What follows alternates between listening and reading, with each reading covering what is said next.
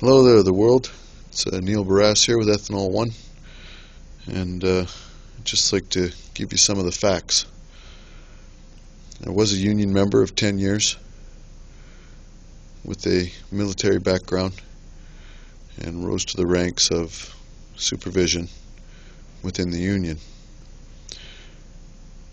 I had a stomach ulcer that took my weight from 210 to 135 pounds over a number of years. At the end of this, I stumbled onto ethanol1, and I made a pound of fuel out of a pound of garbage by reprocessing organic matter, being fruit rinds and husks, orange peels, watermelon husks, pineapple husks, grape husks, almost anything you could think of organically. I threw our breakfast rinds in a bucket, and it distilled and reprocessed 7 times. So I looked at my wife, I said, "What do we do?" She says, "We build hospitals and schools all over the world."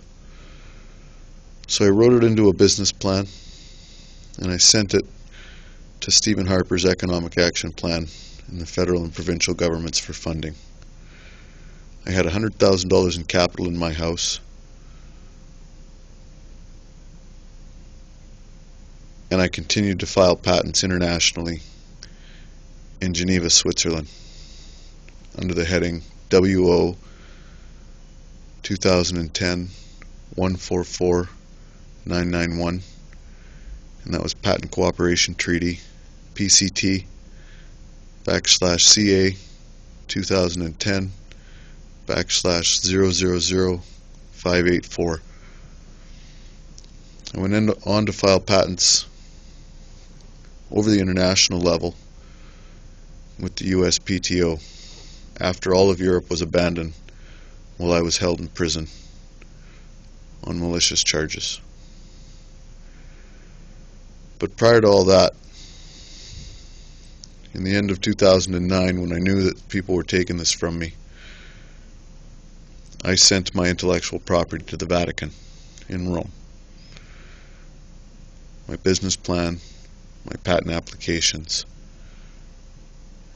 for religious protection, because Mum was raised Roman Catholic in the convent. I never practiced, but obviously have my beliefs in God.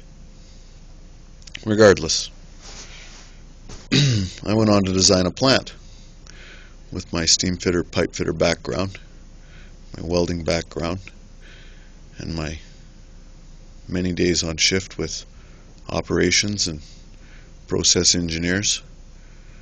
I designed my own plant, 4,000 square feet, with an in-ground tank system underneath the plant, with 7 tanks consisting of 300,000 liters each, to process on 11 cycles 25,000 liters per hour, producing on a daily mass 25,000 liters of ethanol fuel at 10% production from fermentation. I was left over with organic fertilizer, 100% organic fertilizer.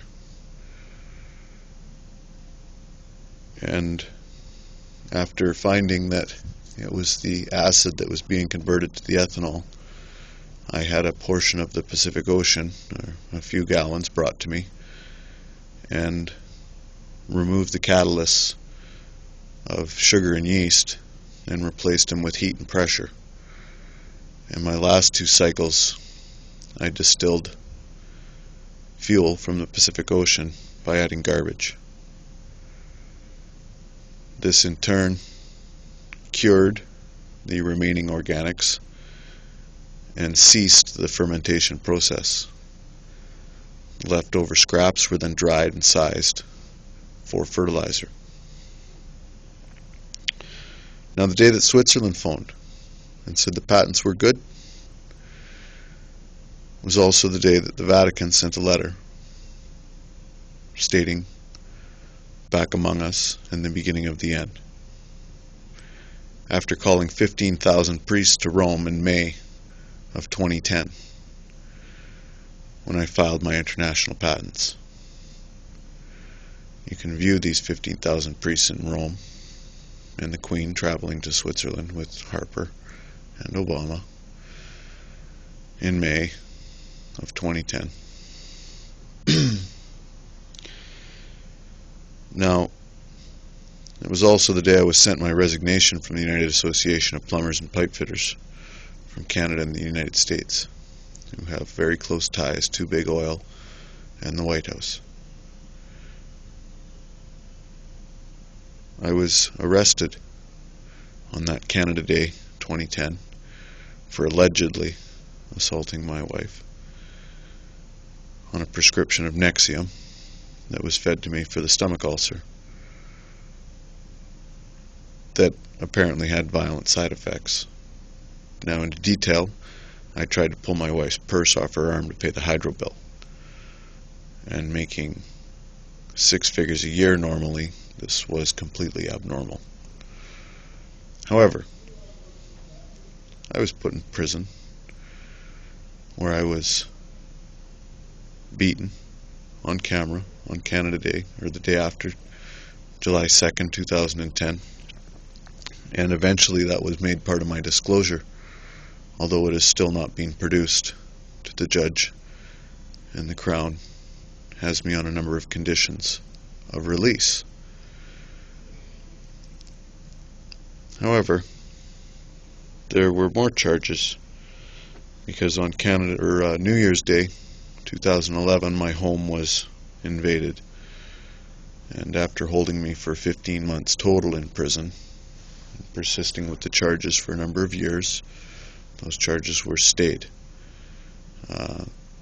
and with good reason. Now, while I was held in custody, I was shipped to a mental hospital after my lawyers tried to get me to give them power of attorney. One in particular was a Mr. Anderson that wanted power of attorney. Now, I was maliciously slandered by a man by the name of Vijay Singh, who only asked me, how do you calculate your processing, and do you intend on moving ahead with your business? He said it was delusional and didn't own ethanol1. And when I produced corporate and federal international documents, patent applications, business plan, he quickly deemed me not criminally responsible for having my home invaded, and tried to have me held under the Mental Health Act for the rest of my days, although I was released and pursued. I've lost my home that I put $100,000 into, and TD Bank knew that $100,000 of capital was there, although apparently they have large investments in ethanol fuel as well. I had claimed ethanol-fueled turbines in the claims, and I was put to work with General Electric in Lockerbie and Hull, inspecting GE turbines, and was quickly laid off after divulging everything I knew to a GE engineer. GE then took ethanol-fueled turbines to Brazil and commissioned the world's first in the first quarter of 2010. But while I was on this job, I also predicted a shutdown at Suncor's plants of 2 plants, February the 9th, 2010, I believe it was. The shutdown was scheduled for March or April. I told them, no, the plants are coming down February the 9th, and they did. Regardless, this is a piece of what has gone on, and it has been a lengthy struggle against evil. Now, I suggested we drop books instead of bombs, and I guess the war machine didn't like that. I also suggested that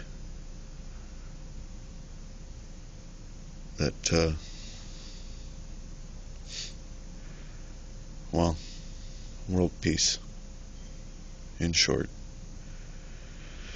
Regardless, I've been slandered and attacked, now suffering from a quite serious foot infection that I apparently acquired while in jail, and looking to get back to health and back to work. It's pretty unfortunate that all my intellectual property has been stolen, along with my capital and my business, and hopefully justice will be served soon.